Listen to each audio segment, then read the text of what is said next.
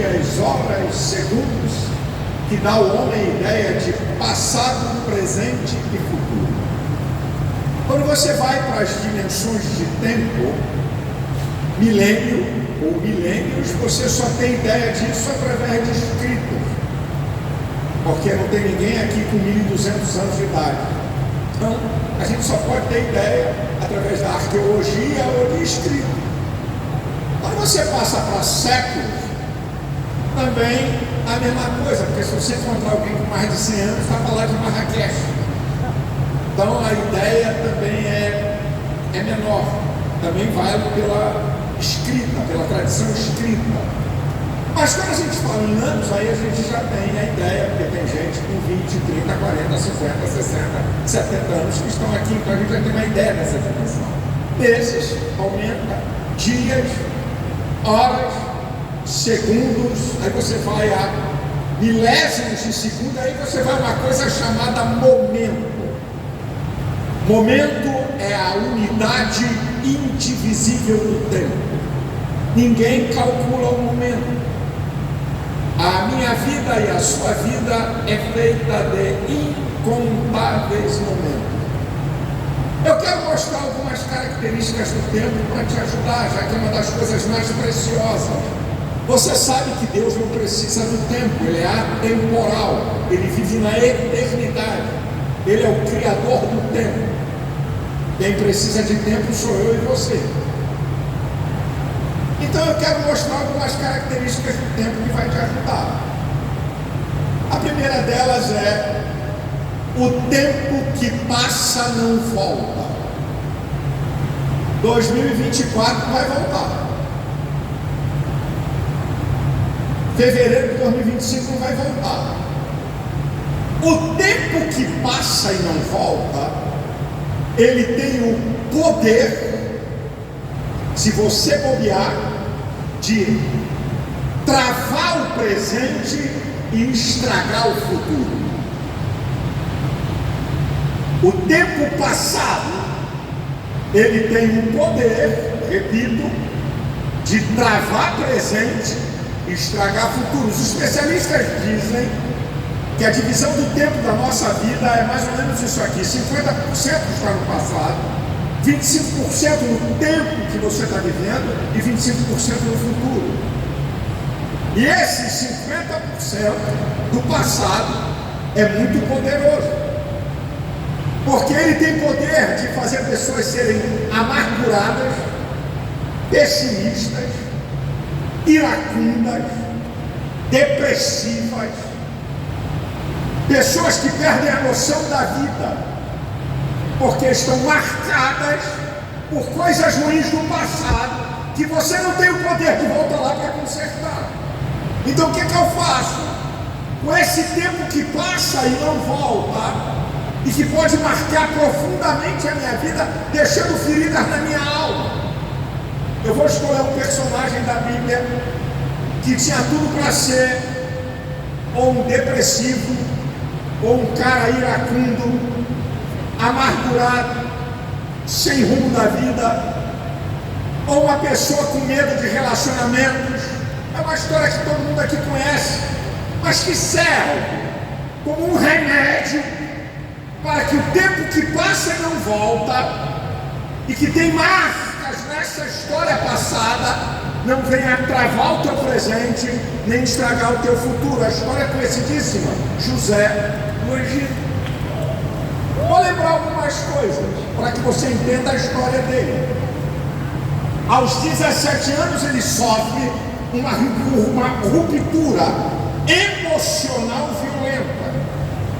Ele é arrancado da casa do pai, o filhinho queridinho do papai, e é vendido como escravo. Uma ruptura emocional violenta na adolescência, entre 12 a 17 anos, pode levar uma pessoa à esquizofrenia, uma doença mental que não tem cura, a não ser que Jesus cura. Ela pode ser controlada através de terapia medicamentosa. Então, em primeiro lugar, a ruptura emocional que ele sofreu aos 17 anos era para ser um doente mental. Ou ele era para ser um cara revoltado ou para ser um cara com medo da vida. Qual é o segredo desse camarada sofrer uma ruptura emocional? Você já parou para pensar que os irmãos reuniram querendo vender você? Vamos vender esse cara aí. E ficar uma discussão, mata, vende, mata, vende, mata, vende, ele ou mata, vende, o que a gente vai fazer? Já parou para pensar nessa história? Não é uma coisa simples, é uma rejeição absurda. E a rejeição é um dos fatores externos que leva à depressão. Existem dois fatores para a depressão que a gente chama de fatores endógenos e fatores exógenos. Fatores endógenos da depressão são fatores do organismo, a química do corpo, a carga elétrica do cérebro. Isso pode levar você a uma depressão por fatores internos. A depressão por fatores externos, que nós chamamos de fatores exógenos ou depressão exógena, perdas, injustiça e indecisões. Então, perda é um dos fatores que pode levar uma pessoa a um quadro depressivo. Então, José podia ser um esquizofrênico e José podia ser um depressivo em alto grau, ou um revoltado na vida pela injustiça, que é um outro fator de depressão. Os fatores externos. Qual é o segredo desse cara ter sido o que ele foi, chegar onde ele chegou? Então vamos conjecturar, vamos pensar que pode ser uma resposta para você que está aqui nessa conferência. Você está aqui numa boa, mas tem uma ferida na tua alma aberta, e toda ferida quando bate nela dói. Eu posso ter uma ferida na mão e estou aqui numa boa, mas se eu der um esbarrão, uau! A mesma coisa suas feridas emocionais. Você está aqui tranquilo, mas daqui a pouco um fato, daqui a pouco um episódio toca nessa ferida e leva você a quadros de angústia, de desânimo, de depressão, etc, etc, etc. Qual é o segredo desse cara? Não permitir que o tempo passado traga o seu presente e traga o seu futuro. Número um é que José tinha sonho. Quem tem sonho não remói passado. Quem tem sonho olha para o futuro. O sonho dá direcionamento à vida. O sonho dá significado à vida. O sonho diz que vale a pena lutar por alguma coisa. O melhor prognóstico para você, para o teu futuro, são teus sonhos. O sonho é um fator de impulsionar você para frente. Sonhos são objetivos. Quais são os objetivos da sua vida? O que você sonha? Na vida espiritual, material e emocional. Isso vai fazer você ser empurrado para frente e não travado pelo passado. Então a primeira coisa é que José tinha um sonho. E o sonho é uma força poderosa de motivação. Segundo lugar, quando você olha a história de José, esse camarada aprendeu a depender de Deus. Quem depende de Deus, a sua vida não tem sorte nem azar. A sua vida tem propósito de Deus. Você quer ver a dependência de José, de Deus? Em Gênesis capítulo 41, versículos 51 e 52. O Senhor me fez esquecer da casa do meu pai.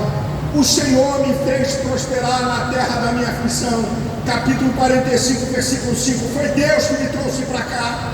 Capítulo 50, versículo 20. Foi o Senhor que transformou mal em bem. Ele era um dependente de Deus. Quem depende de Deus não fica amargurado por coisas ruins do passado. Tem algum propósito, tem alguma lição, tem algum ensinamento. E aí quem depende de Deus, sabe o que acontece? Quando você vai no capítulo 39, versículo 2 e 3 e 23, na casa de Potifar, Potifar reconhece que Deus era com ele. Na cadeia, o chefe da cadeia diz: o Senhor é com ele. Quem depende de Deus, tem Deus ao seu lado em toda a história da sua vida. José tinha sonho, José dependia de Deus. Terceiro, ele tinha uma grande visão da vida. Quando seus 2 filhos nascem, o texto que eu citei, de Gênesis, capítulo 41, versículos 51 e 52, ele dá o nome do primeiro filho de Manassés, que significa esquecimento. Quando nasce o outro filho, ele dá o nome de Efraim, que significa prosperidade. O que é que ele está querendo dizer com isso? Daqui para trás, virei a página. O que vai é daqui para frente. Eu tenho uma notícia boa para você, que você já ouviu de outros pregadores. O teu passado pode ter marcas, mas o teu futuro está intacto. Basta, com a ajuda de Deus, construir uma nova história ou uma história melhor. Aleluia!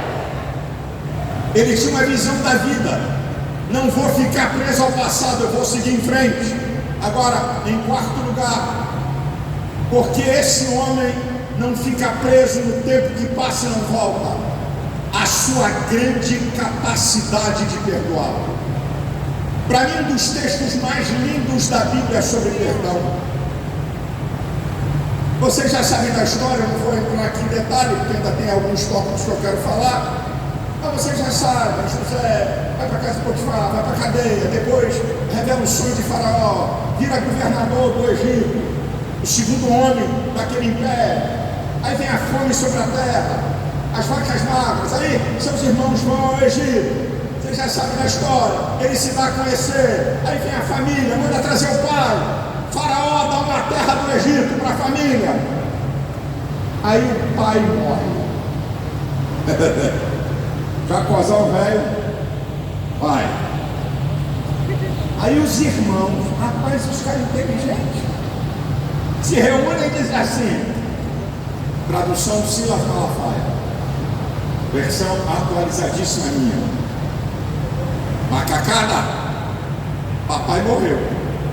Esse cara vai vir na toda contra a gente. Vamos fazer uma coisa? Vamos chamar ele, vamos se ajoelhar e todo mundo vai virar servo dele. Aí você chega no capítulo 50, do versículo 18 ao 21.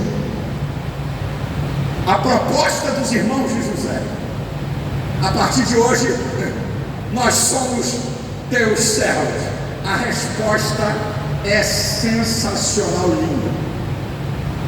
José diz assim: porventura estou eu em lugar de Deus? Vós bem intentastes mal contra mim, mas o Senhor o tornou em bem, como se vê nesse dia. Eu vou cuidar de vocês e da sua família. Agora a chave está aqui. E José falou segundo o coração deles. Quem sofreu a perda? Fala aí, meu irmão. Fala alto. Quem foi injustiçado? Quem virou escravo sem merecer? Quem foi para a cadeia? Quem sofreu todas as humilhações? José fala segundo o coração dele. Você sabe o que José fez? Os seus irmãos tinham culpa pelo que fizeram com ele, mas José tinha um coração limpo, não tinha mágoa. Então José fala segundo o coração de quem fez o mal. A Bíblia não diz que José falou segundo o coração dele. José falou segundo o coração deles. José curou seus irmãos do trauma, os que fizeram mal contra ele. A sua capacidade de perdoar. Meus irmãos, escutem. Especialistas dizem que grande problema de doenças emocionais entre o povo de Deus, especialistas da área do comportamento cristãos, estudiosos, grande problema de questões emocionais no meio do povo de Deus, duas coisas a ver com uma só: perdão, capacidade de receber e de dar. Pessoas marcadas por erros que cometeram que não se perdoam. E pessoas que não conseguem perdoar. Ferida aberta.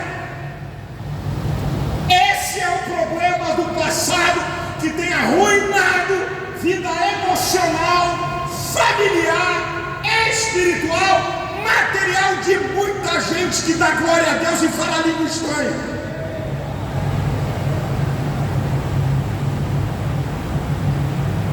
Aqui está o segredo de José. Eu perdoo. Ei, esquece isso. Vira a página. Vamos tocar a vida. É o que o texto está dizendo. Então, queridão, eu não sei quem é você. Eu não sei qual é a tua história passada. O tempo que passa não volta. Se você não quer deixar que coisas ruins do passado norteiem o teu presente e estrague seu futuro, tenha sonhos, dependa de Deus, tenha uma visão da vida, que a vida não acabou pelas coisas ruins do passado, e capacidade de perdoar. Segunda característica do tempo, ao contrário da primeira. Enquanto que o tempo que passa não volta, ninguém antecipa o tempo. 2026 só em 2026. Julho de 2025 só em julho de 2025. Enquanto que o tempo passado produz marcas e feridas na alma, o tempo futuro ele tem o poder de produzir grande ansiedade. A ansiedade em doses normais, ela não é mal. A ansiedade em doses normais é uma força motivadora para você agir, para você correr atrás, para você não ficar parado diante das lutas e adversidades. Agora, a ansiedade exacerbada é uma sensação desconfortante de dor e apreensão ligada a um acontecimento que ainda não aconteceu. Ela gera grande impacto físico e químico no cérebro. A ansiedade exacerbada, ela pode trazer doenças, enfermidades para você, por algo que você não tem o poder de antecipar. Ai, terça-feira, depois do feriado. Ai, minha filha, eu tenho que resolver um negócio. Terça-feira, ei, hoje é sábado. Você nunca leu Mateus 6,34? Jesus falando, basta cada dia o seu próprio mal? Por que tu está aí comendo os dedos, as unhas, sei lá o quê? Por causa de uma coisa que você não antecipa. Agora a Bíblia fala de um homem que tentou antecipar o tempo. É uma história interessante. O nome dele é Moisés. Ele tentou antecipar o tempo. Vocês conhecem a história de Moisés? Ele foi criado como filho da filha de Faraó. Ele foi criado para ser um príncipe. Ele foi criado pela sua mãe, com aquela sentença de matar tudo que é criança, e ele foi salvo no cestinho. A filha de Faraó manda chamar uma hebreia, aí chamar a mãe. Então ele cresceu entendendo quem ele era na essência, que povo ele participava. Aos 40 anos de idade, vendo o povo de Israel sendo massacrado pelos egípcios, ele disse: eu vou resolver essa parada. Vou resolver essa parada. E aí, um egípcio e um hebreu, uma briga, ele vai defender o hebreu e mata o egípcio. Depois, dois hebreus brigando, ele vai a favor do que estava certo, do que estava errado, e disse: quem te colocou você como juiz sobre nós? Vai fazer comigo o que você fez ao egípcio? Descobriu meu pecado. Perna para quem te quer. Vai para o deserto. 40 anos depois no deserto, Deus se manifesta a ele e diz: Moisés, volta lá ao Egito, que você vai livrar o meu povo. Moisés: eu? Olha que coisa linda. 40 anos antes, esse cara sou eu. 40 anos depois, sou eu. Agora você está pronto, filhinho. Olha o que Deus faz. 40 anos no Egito para aprender a ser estadista. 40 anos no deserto para aprender a ser servo e obediente. Porque Deus precisava de um estadista e Deus precisava de um servo obediente. Olha como é que Deus usa o tempo. E no tempo certo, e um fator para você reconhecer que Deus quer te usar, é você não se achar. Quando você se acha, você já é descartável. Porque Deus não dá sua glória para ninguém. E ao você ser usado por Deus, não por hipocrisia, quem sou eu? Quem sou eu aqui por fora, aqui dentro? Tem que ser eu mesmo. E Deus está olhando. Então quando você vê a tua limitação, você vê a sua dependência de Deus. 40 anos antes, Moisés pensava que era o cara que estava preparado. Deus disse: você não está preparado. É mais 40 anos. Será que a gente não pode aprender com Jesus? Em João 2,4, Jesus diz para sua mãe: mulher, que tenho eu contigo, ainda não é chegada a minha hora. Em Mateus 26,45, Jesus diz: agora é chegada a minha hora. Quando Satanás na tentação mostra todos os reinos do mundo, tudo isso te darei se prostrado e adorado. Vai embora de capeta. Ainda não está na hora não. É lá em Apocalipse. E Cristo vem a ser o Senhor dos reinos do mundo. Lá, naquela época, não era para ele ser rei, até Jesus reconheceu o tempo. Calma. Ei, calma. Vai chegar a sua vez.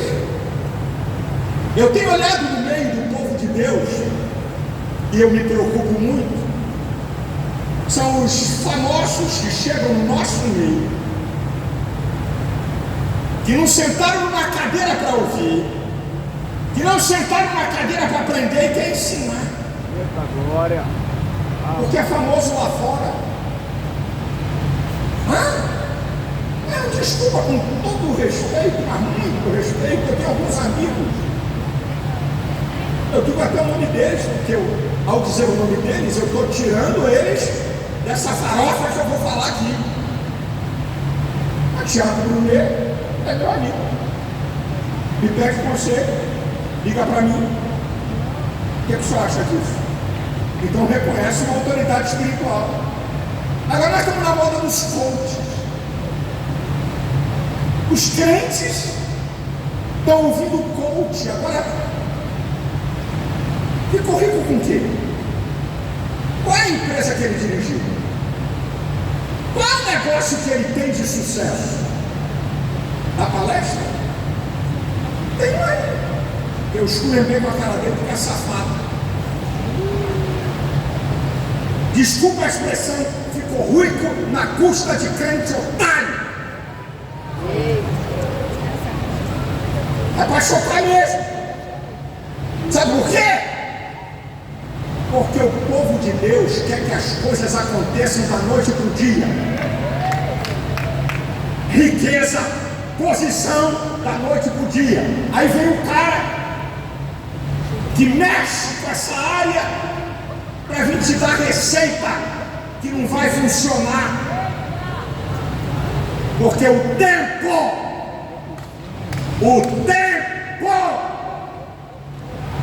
porque o ser humano precisa do tempo. Quer que eu te provo, meu irmão? 9 meses para nascer, 1 ano para falar mamãe e começar a andar, 12 a 15 anos para descobrir que papai e mamãe não são super-heróis, 21 anos para atingir uma certa maturidade, 30 anos aproximadamente para atingir o limite da maturidade. A partir daí só acumula experiência, e quando pensa que já sabe, está na hora de morrer. É que tu pensa que tu é o cara. Eu fico vendo. Um dia mostrar um vídeo de um garoto, um moleque aí de 14, 15 anos, profetizando, ensinando, dando bronca. Vai ver se eu estou na esquina, nem tirou a fralda do evangelho e quer exortar a igreja. Meu irmão, tem negócio é essa cultura do aqui e do agora, que tudo tem que acontecer como videozinho de zap zap.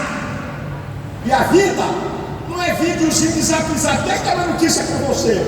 O único lugar que o cara entra pobre e 2 horas depois é bilionário é filme de Hollywood ou Netflix. É o único lugar que você entra pobre e sai bilionário, que a vida não é assim não. Calma! Espera o tempo de Deus e a hora de Deus. Vai acontecer. O relógio da providência divina não anda atrasado nem adiantado. Deus sempre chega na hora certa. Na hora certa a porta vai ser aberta. Na hora certa o milagre vai chegar.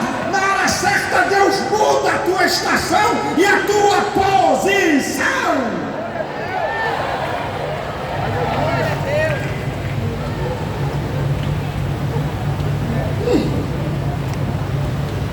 Terceira característica do tempo, eu começo a fazer uma pergunta. O tempo que passa não volta, você não antecipa o tempo.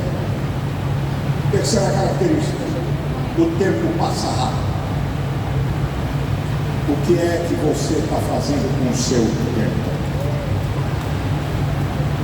Rapaz, o tempo passa rápido. Um dia desse eu estava namorando a Elisete. Acabei de casar minha neta. Um dia desse, um evento de criança na igreja, a classe Ovelhinhas de Jesus. Falei, eu pertenci a essa classe, hoje eu sou ovelhinha de Jesus, eu sou ovelhinha. Rapaz, o tempo passa rápido. Quarta característica do tempo: o ser humano tem pouco tempo. O Salmo 90, versículo 9 diz que acabam-se os nossos anos como um conto ligeiro.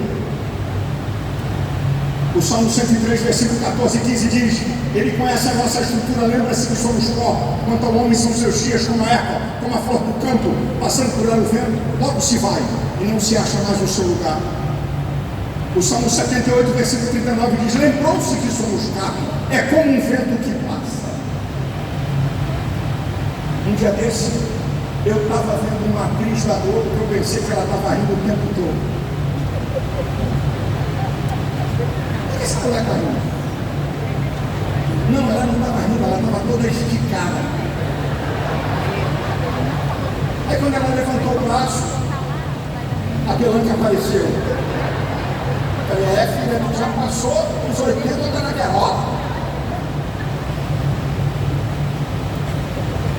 O homem tem pouco tempo. O que você está fazendo com o seu tempo?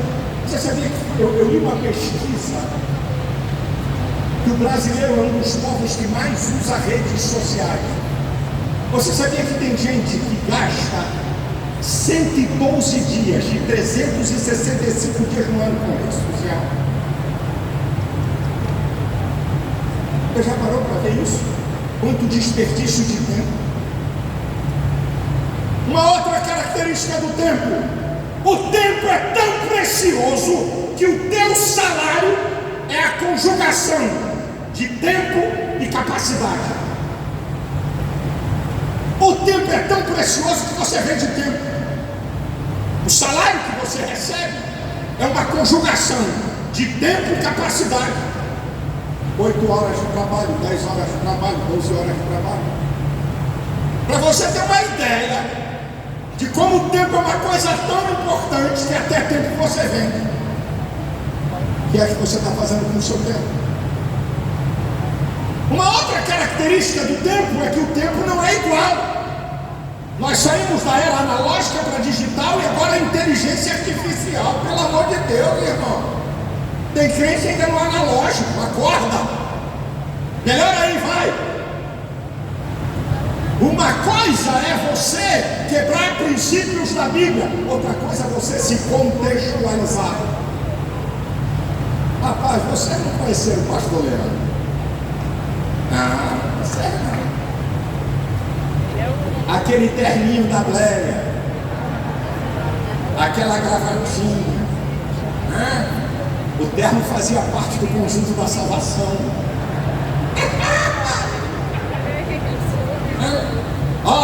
Eu sou da Bléia. Eu pregava de terno e gravata o tempo inteiro.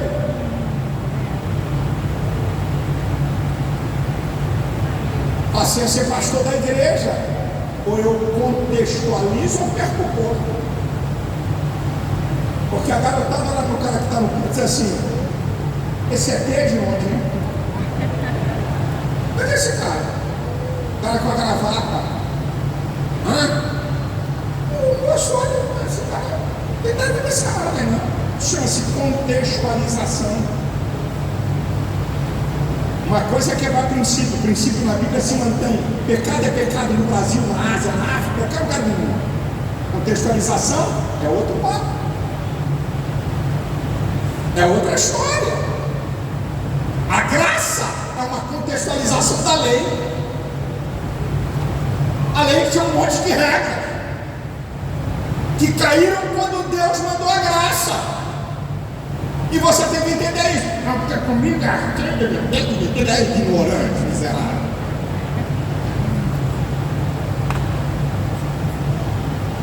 Eu estou vendo outro tempo, rapaz. Você tem que entender isso. O que você está fazendo com o seu tempo? Uma outra característica do tempo: estamos vivendo tempos difíceis. Difícil manter casamento, difícil educar filho, difícil manter uma fé atuante. Estamos vendo tempos difíceis, gente. Como diz 2 Timóteo capítulo 3, os últimos dias serão de tempos trabalhosos. Esse oba-oba que estão fazendo com o Evangelho, deixa eu dizer uma coisa para você. O islamismo, escute, caminha do radical para o mais radical. O cristianismo caminha do leviano para o mais leviano. Olha que vocês querem. Só lave, só lave, só lave, só lave. É só amor, só amor. Deus não está preocupado com o que você faz. Que teologia desgraçada é essa? Deus só quer o coração. Coração, sede do pensamento, da vontade dos sentimentos, é tudo. Deus só quer o coração. Que loucura é essa? O evangelho do oba-oba. Vem para a igreja, dá dízimo, dá oferta, dá porta para fora, não quero saber o que está fazendo. Como se cristianismo fosse uma religião de 2 horas de culto.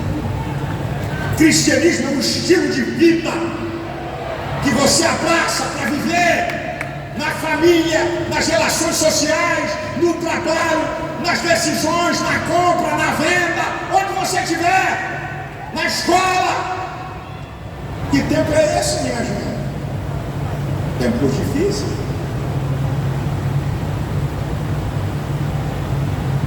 O que você está fazendo com o seu tempo? Então eu vou dar algumas respostas para encerrar minha palavra. Fica até emocionado.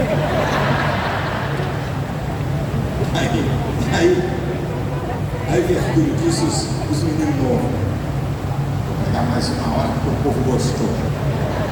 Aí com 15 minutos depois o povo está assim: amém, Deus já falou, aleluia. Aí o cara vai ver o que é bom para tosse. O que fazer com o tempo? Número 1, Efésios 5,16. Remindo o tempo, porque os dias são maus. Remir o tempo é não desperdiçar tempo com bobagem, não jogar tempo fora. Gente, eu nunca vi quanta bobagem o povo de Deus gasta acompanhando besteira. Aprenda, Redes sociais não produzem conhecimento, informação. E a maioria das vezes, informação deturpada. Você sabe o que acontece? Preste atenção a isso. Com todo o avanço tecnológico e da ciência, é provado que o ser humano nunca esteve tão travado para solucionar problemas banais. Por quê? Resposta.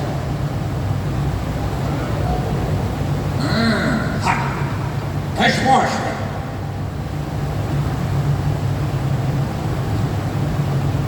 Escute a resposta.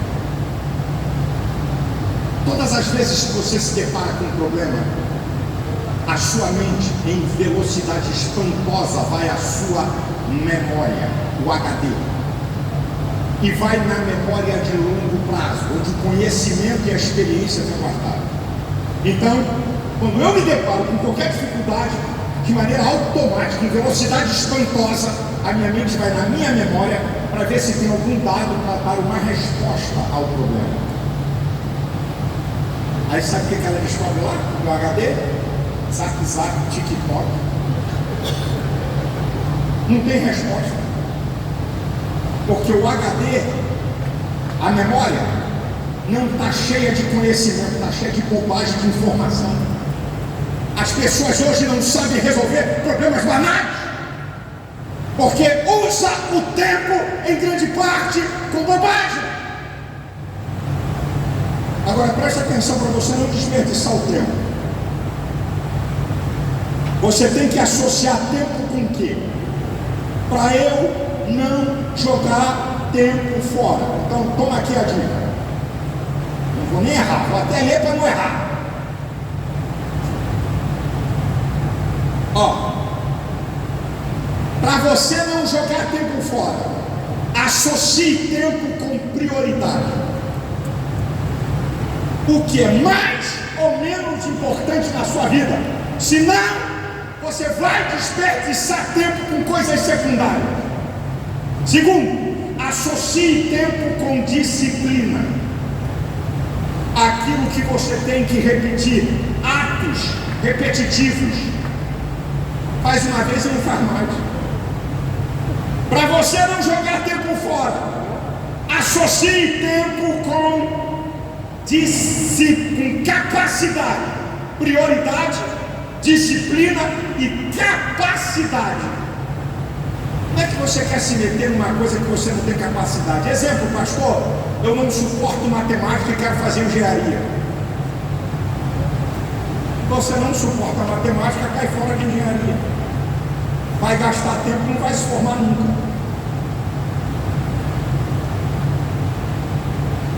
Não, eu estou fazendo 3 cursos ao mesmo tempo. 6 meses depois, trancou matrícula nos 3. Porque não tem a capacidade. Meu Deus não é incoerente. Mateus 25, a partir do versículo 14, na parábola dos talentos, os talentos foram dados segundo a capacidade de cada um. Associe tempo com o estilo de vida. Você trabalha por quê? Por escala? Você trabalha de manhã ou trabalha à noite? Você é profissional liberal? Você é dono do seu tempo? Então associe tempo com estilo de vida.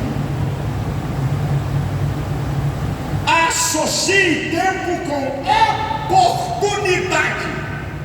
Nenhuma oportunidade fica parada te esperando. Toda oportunidade tem uma certa velocidade. Umas andam rápido demais, outras mais devagar, mas nenhuma oportunidade fica lá. Ei, estou 2 dias te esperando. Ei, querido, queridinha, eu estou 1 semana te esperando. Associe tempo com oportunidade. Que oportunidade é essa? Mete a cara, é essa? Associe tempo com usufruir. O que é isso, pastor? Não. Por que Deus fez o mundo em 6 dias e no 7º descansou? Por algum acaso Deus fica cansado? 2 coisas Deus quis demonstrar. Primeiro, uma lei moral para os homens. Segundo, Ele parou para apreciar a sua criação.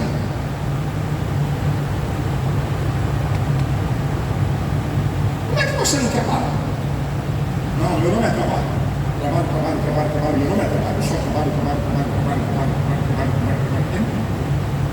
nome é trabalho. Jesus se retirava para descansar com o seu discípulo. E você não quer parar. Você virou máquina. Então eu vou contar a tua vida como é que pode ser. Trabalha, nunca para, nunca descansa, nunca tem feriado, nunca tem nada. Trabalha, o tempo vai constrói. E compra uma casa, faz outra, e reforma, e trabalha, aumenta a empresa, e trabalha, e negócio aqui, trabalha. 30 anos depois, pum, morreu. Aí chega Ricardão para ocupar teu lugar. Já está indo embora?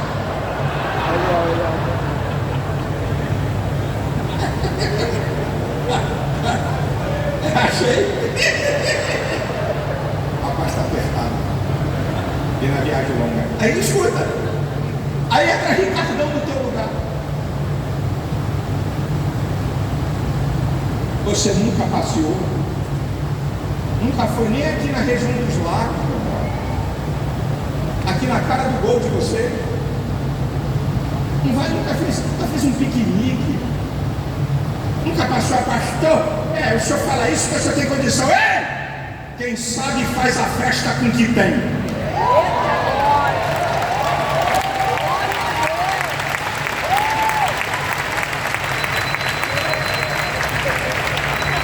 Deixa eu te lembrar do meu passado.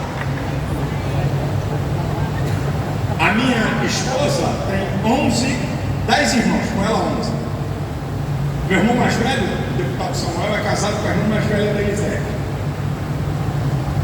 Pegava a Kombi com 16 pessoas dentro, mais caixa de isopor, groselha, maionese quase estragada, farofa. A gente ia para o marido, fazia festa. A Kombi nada. Fazia festa, meu irmão. Você nunca para, você morre. Tem um outro no teu lugar. Eu vou dizer, meu filho não fica chocado, otário, vem um outro no teu lugar. Sabe o que ele vai fazer?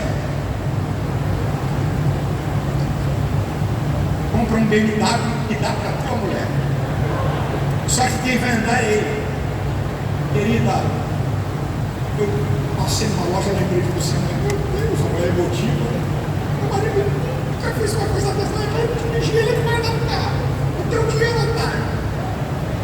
Que tu juntou a vida toda, nunca passou no lugar nem foi para Alagoa. Alagoa. Estou falando da tua vida. Que coisa linda. Não sofri nunca. E você, irmã, que está rindo aí? Fala, Deus.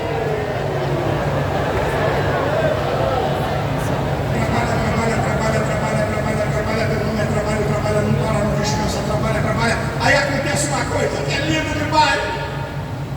A tua filha casa, bota filho no mundo e bota para você cuidar. Meu sogro dizia uma coisa: quem pariu Mateus em vale. Ajudar a tua filha é top. Cuidar do filho dos outros não é teu papel. Aí você continua trabalhando.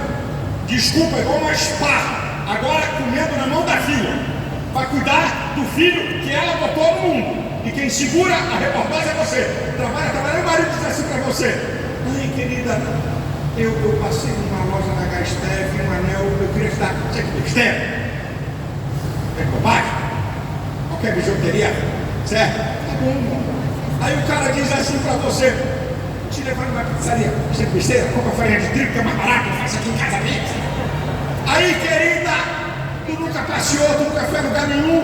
Aí um dia, o que acontece com o homem, acontece com a mulher?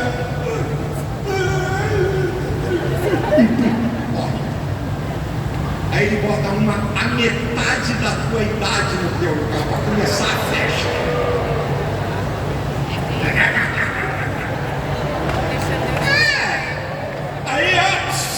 Aí ele bota uma na metade.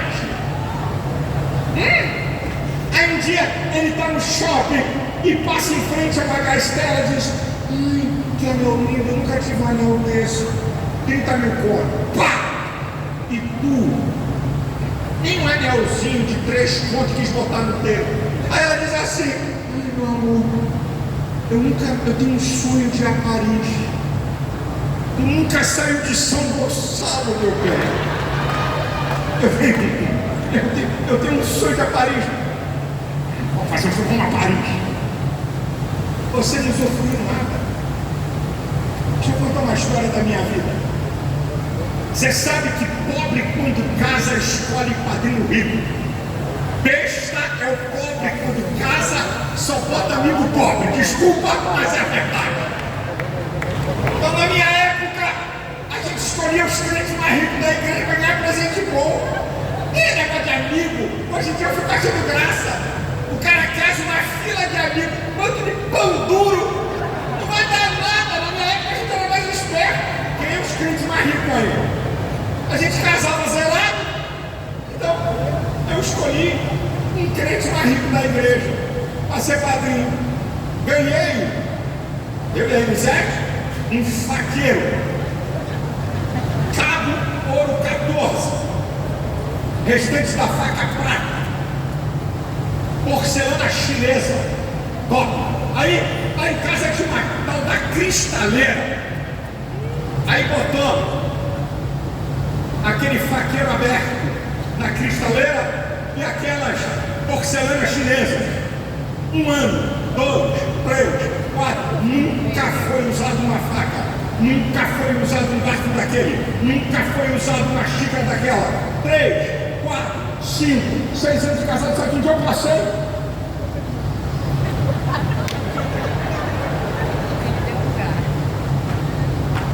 Eu nunca usei isso. Quer dizer que nenhum vagabundo vai usar no meu lugar? Queridinha, eu quero almoçar com esse faca, com essa colher, com esse garfo, esse prato, bota tudo aqui, porque nenhum vagabundo vai comer no meu lugar no Senhor.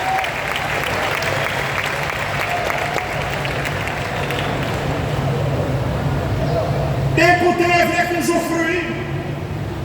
Associe o tempo a essas coisas. Você não vai viver de férias o tempo todo. Eu sou disciplinado com férias, que meu pai me ensinou isso. Eu paro tudo. Antigamente era eu e Elisete. Aí vem um filho, vem 2, vem 3, aí vem neto. Só falta levar papagaio. Sai todo mundo de férias. Aviso para o meu pastor que fica no meu lugar. Só me liga se minha mãe morrer, ou se um dos meus irmãos morrer, ou o irmão da Elisete morrer. O resto enterra e manda coroa de flores. Não me liga, tô de férias. Se Elcio morrer, manda uma coroa de flores. Não me liga. Se ele morrer, não me liga. E bota um bolo de banana junto do caixão.